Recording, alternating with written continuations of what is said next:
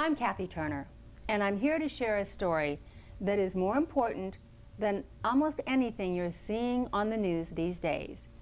This story is important because it affects our children, their health for life.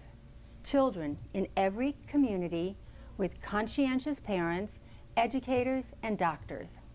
The picture will connect dots that will just make sense and creates a clearer picture of your child's health, and you'll never forget learning about this. I could title the chapters so you would have a roadmap of where we're going, but for this abbreviated presentation, let's just navigate the shortest distance between these dots. I will connect in telling you this story, and it's an enormous story. As you hear the details, please also hear the ticking of the clock, because this message is one of some urgency, tied to your child's growth and development, and our chances of fixing the problem you're now learning about. The United States is very slow in accepting early treatment. As a matter They of fact, call it the silent crisis. When I learned about this, I wanted to know more because the problems were affecting my grandchildren, so I jumped in. Over the last year, I've traveled all across the country and beyond, learning and even documenting lectures that help to educate and train doctors to first identify the problem.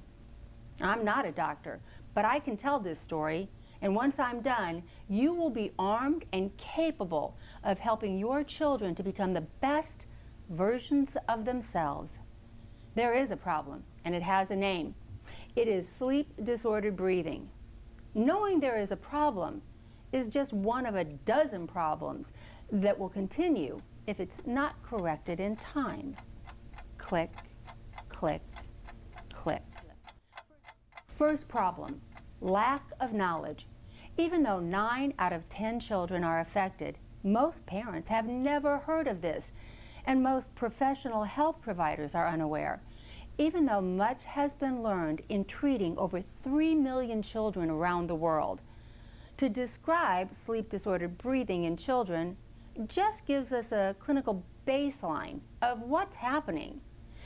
It's the unhealthy way a child breathes while they're sleeping. Typically, the child sleeps with their mouth open and their tongue in the wrong position, and the jaw dropped back to restrict the airway and therefore limit the oxygen entering the body, impeding quality REM sleep from occurring, and further effects.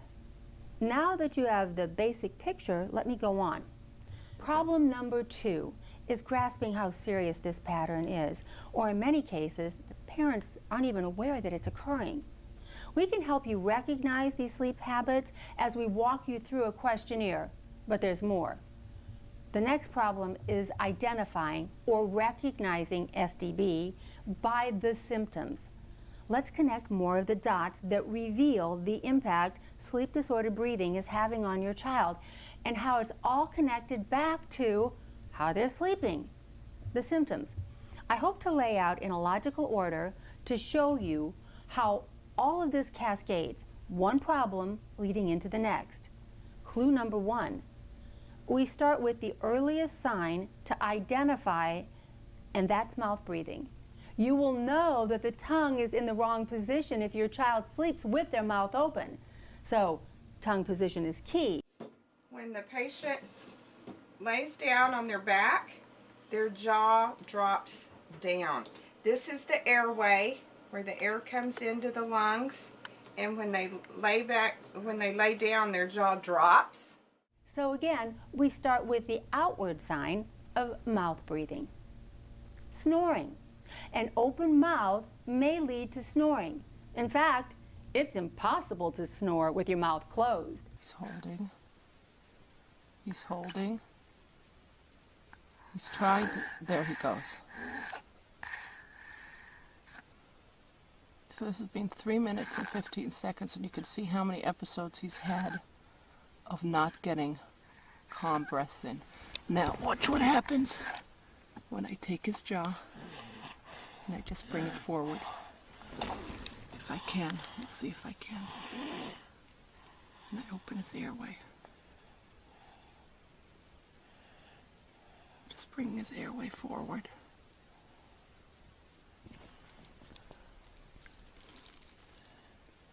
Now listen to the quiet breathing.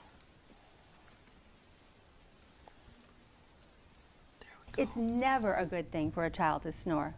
It's not cute, it's not healthy, and it's leading to other symptoms or signs of SDB. Swollen tonsils or adenoids. With mouth breathing, air that is not filtered and humidified through the nose leaves the tonsils and adenoids to do a job they weren't designed to do. Over time, swelling may lead to the need for surgery. That typically addresses the issue with only temporary improvement. The open mouth breathing will again create the same recurrence in time, leaving your child in an unnatural and compromised state of sleep. Tooth decay. Mouth breathing also creates a dry mouth, and saliva is a natural protection against tooth decay. A dry mouth is an environment for decay, and so often it'll be your dentist that will alert you to another damaging sign of SDB. Over 18% of school-aged children are still wetting the bed. It's a personal matter and only discussed with doctors who generally suggest that they'll grow out of it. That is almost 1 in 5 children, though. Think about your average classroom. Why? Open mouth, tongue drop back to restrict the airway, means reduced oxygen, carbon dioxide buildup, and that throws off the balance of over 600 hormones in the body. This restricted airway takes in less oxygen, which alters the body's chemistry with collective impact. And as a result, having nothing to do with physical control or personal responsibility, the bladder releases and the bedwetting occurs. It's a domino effect. Follow the line of reason and track that cause right back to SDB and sleeping with the mouth open. Restless sleep is sleep with little rest or restoration. We all understand the cumulative effects of having no sleep. It's painful, and a child can't stand back to recognize why they're struggling through life, carrying this weight. Children with SDB may be so deprived that without reaching the various and important restorative stages of sleep, even though they are asleep, they're not producing growth hormones and clearing the brain of toxins that lead to healthy function in the body and brain. Delayed or arrested growth. The lack of REM sleep may be so pronounced that the child's growth is impeded in crucial phases and without correction could have lifelong impact. Chronic allergies, eczema, asthma, it's an internal mechanism that may trigger these outward signs of a problem. If correcting the SDB condition alleviates the allergies and thereby reveals the actual cause, you may have conquered multiple challenges. Before treating with medication, obstructed sleep is another area to rule out when tackling these chronic conditions. Nightmares. Nightmares may occur in a phase of delta sleep that may be reached while REM is not achieved. When they have mostly delta sleep, which is that deep sleep, slow wave sleep, they're going to have nightmares. And if a child wakes up screaming, it's a very good symptom that they have airway problems. REM sleep is important. It requires oxygen. Delta sleep does not require oxygen. But the delta sleep, the deep sleep, that you have tantrum, well, you have nightmares in, that's a sign that they have delta sleep mostly. Irritability, anger, depression, and headaches. Where does one begin or end in that cycle of exhaustion? It's heartbreaking to think of this weight on any child who's somewhat defenseless in coping with life in this depleted state. So many children and their families have seen the true personality surface when SDB is corrected. Yes, a child in struggle is a family in struggle, and for that reason, we might be fair in saying we treat the problem that impacts the family with stress and fatigue, as well as the child. ADD and ADHD. Again, connecting the dots. Studies show sleep-deprived children mixed with a group of those diagnosed with ADD, ADHD produced such similar appearances and behaviors that medical professionals could not distinguish which category these children fell into.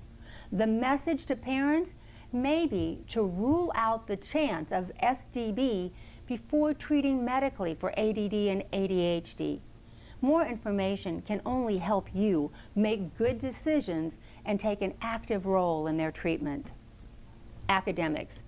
Lack of sleep leads to drop in performance, both physically and mentally. The area of the brain that uniquely deals with the function of spelling, math, and science has been linked to this sleep deprivation.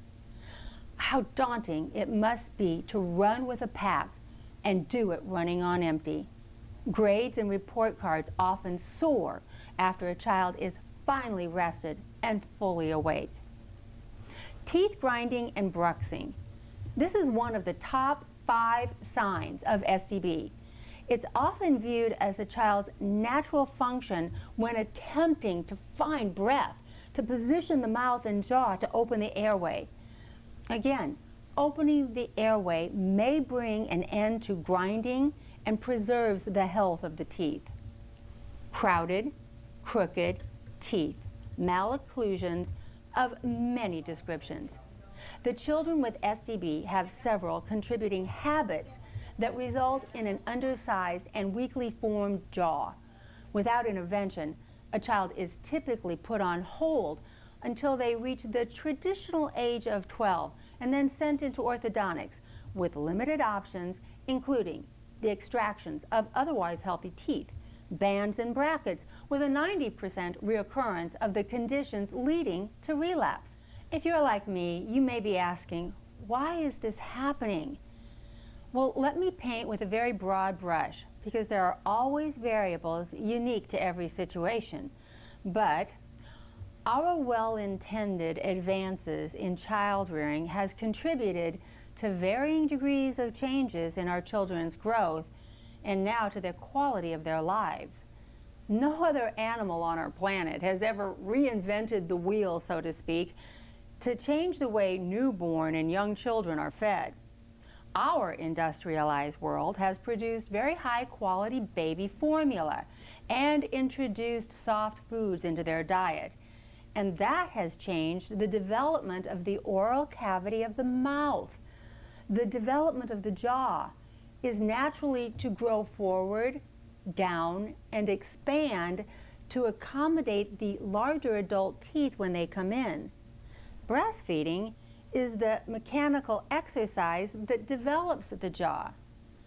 Also, the use of pacifiers and nipple bottles has altered the function from breast suckling to tongue thrusting to scoop formula and milk from a bottle. The mechanical dynamics have created a higher pitched upper arch and smaller receded mandible. The first time that child walks in your office, I want you to be looking at that profile, the face, the proportions of the face, and that's your initial impressions. So now what? Big teeth on the way and no room. Where will we get the room for the new teeth? You're asking the question I asked along the way. Why is that clock ticking? What's with the urgency? Well, let's talk about the parent's dilemma. Let's look at the traditional options on the table at this point for parents to sort through. Not just for the teeth on the way, but all the other just listed symptoms of SDB. Now, let me check in with you right about now. Is it beginning to truly look like the silent epidemic I mentioned off the top? So parents may be told things like they'll outgrow the problems and they'll self-correct. But the odds are overwhelmingly against that. And there's danger in waiting to see if that is the case. Once that time has passed and the growth phase has ended, it's too late to nurture the growth. It's ended, and the condition is more permanently locked into place. that may limit you to the orthodontics to make room for the larger adult teeth and to straighten what is crowded as they're pushing and shoving their way forward. Maybe expanders to compensate for the lack of space. Other considerations will include psychotropic drugs, prescription medications, psychiatric testing, counseling, therapy, surgery, sleep studies, allergy testing, special education and tutoring, sleep aids, changing their diet, rapid palatal expanders.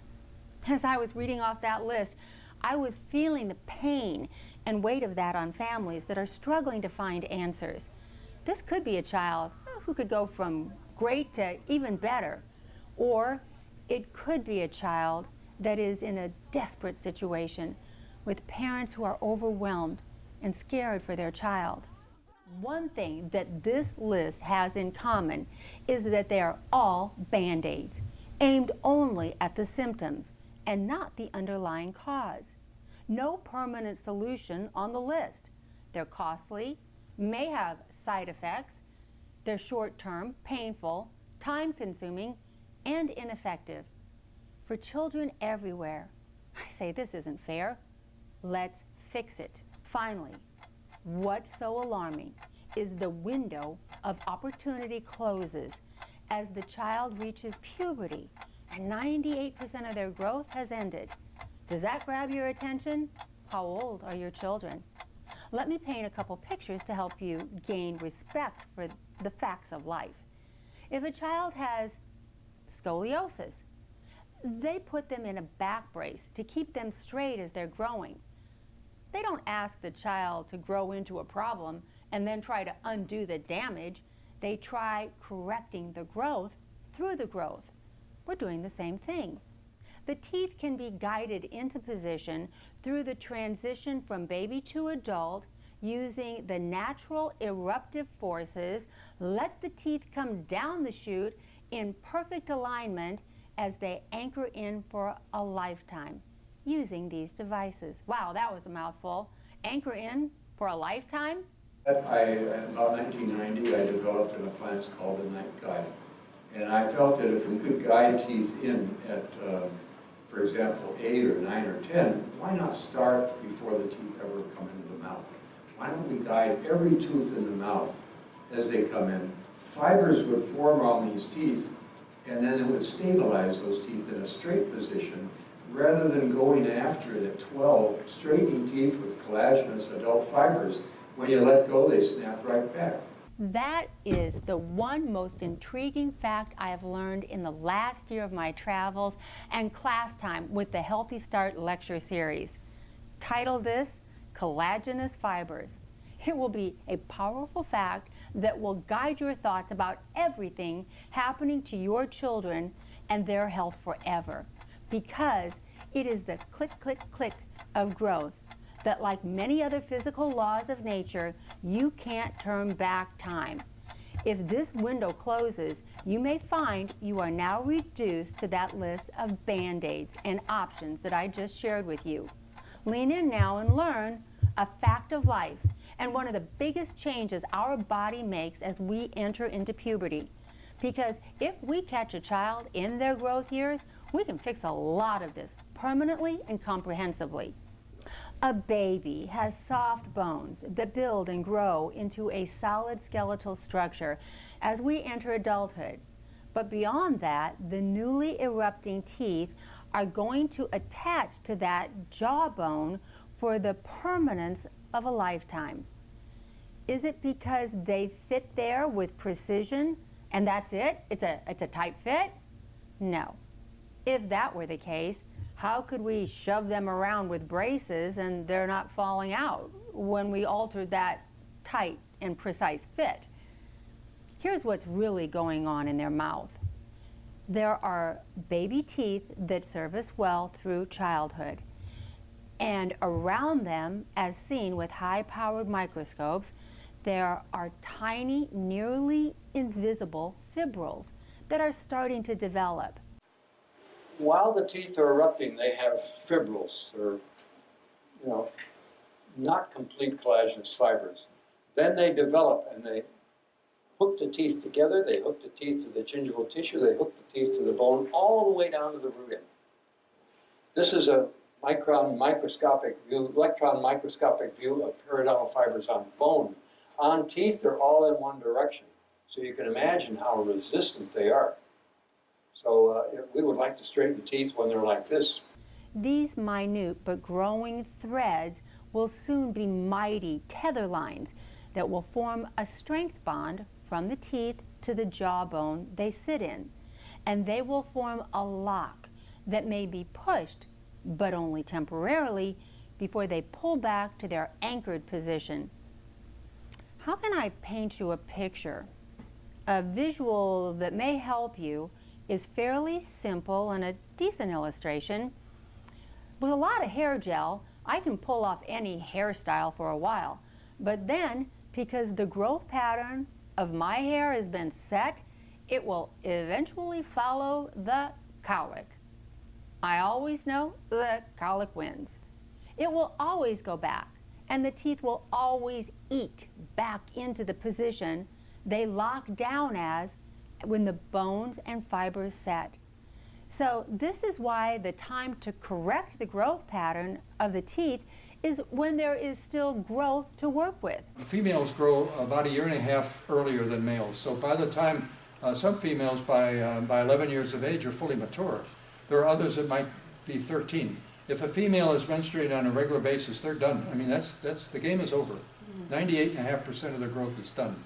So if you straighten the case before that happens, when there are deciduous second molars still remaining, those teeth are about 2 to 2.5 millimeters larger than the bicuspid coming in. That gives us 4 millimeters of space. 95% of all crowding in the United States is 3 millimeters. So by 4 millimeters, we can correct probably 95% of all crowding.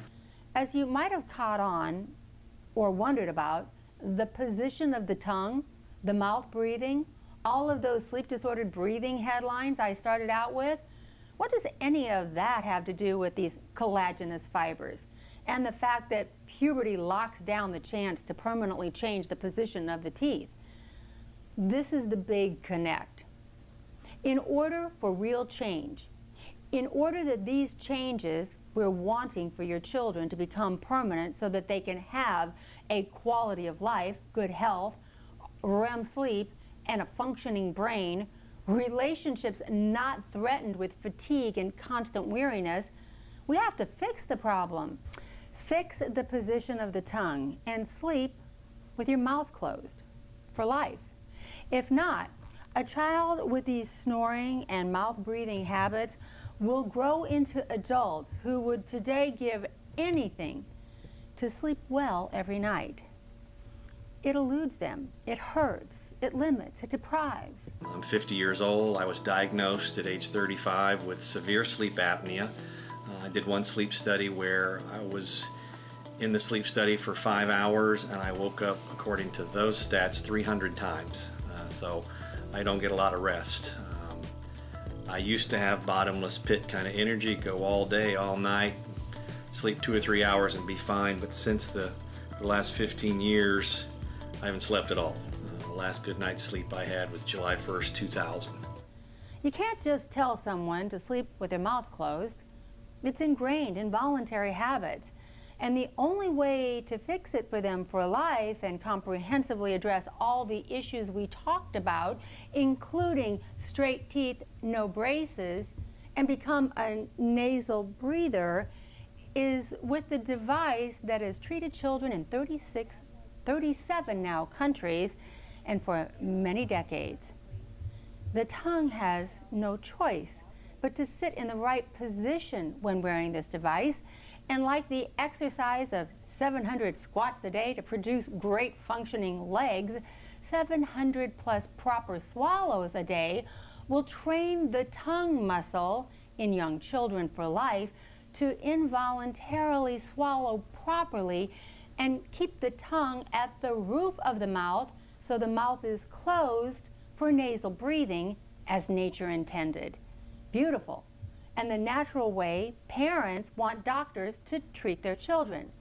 Parents appreciate that this treatment lines up with their best judgment. in being non-pharmaceutical, pain-free, and permanent at a much lower cost. The Healthy Start appliances simply help a child redirect the position of the tongue and bring the jaws together and the tongue forward and away from the airway, opening it for the oxygen flowing. Because the teeth are funneling into position as the appliance guide them, it means straight teeth and healthy sleep habits. It's so clear to connect. It's such a clear concept that parents and grandparents like me know that the FDA has approved it, the materials are antimicrobial, and so is the case. It has the Health Canada certification and is medical grade. So it has the same level of medical clearance as a pacemaker or something implanted into the body. It's soft and it's easy like a pillow for the teeth. Oh. Give me 5, you're like a pro. See how simple that was? Do you know how many kids have been using this? About 3 million kids. And because of the repetitive workout in just wearing it, habits like a tongue in the wrong position can be corrected very quickly. Click, click, click. But if you wait until your child is beyond the puberty stage, you can't change the formed jaw. And teeth can be moved, but there is now the chance for relapse because the collagenous fibers, like my colic, will pull the teeth back into the permanent and locked position. Who can help you provide this service for your child? That's the reason we're here, and I'm sorry. And who is watching out for children with these problems? Dr. Earl Bergerson has spent 50 years of his life inventing and developing these life-changing appliances. In his industry, he's a giant. He's developed more U.S. and international patents than anyone since Thomas Edison. He is, in short, a brilliant world changer. DDS, MSD, ABO, 37 years in Illinois in a specialty orthodontic private practice, lectured over 500 times internationally and domestically, taught at Northwestern Dental School. Dr. Bergerson lectured many times. We're increasing growth in the mandible and actually decreasing growth in the maxilla. He trains medical doctors, ENTs, pediatricians, dentists, and orthodontists to identify these problems with sleep-disordered breathing and address them early for a permanent and comprehensive result. In traveling with him over the past year, my personal impression is to be in the presence of a single focus. He's academic, committed to the diagnosis of every case submitted, and has an enormous database of case studies. The results to be converted to a precise and digital application for the benefit of future cases and for many years to come. For you, the parent, the time it takes to make these corrections is a fraction of the time an orthodontic treatment would last. But he had corrected 5 millimeters of his overbite. That would have taken me 2.5 years in his case to do.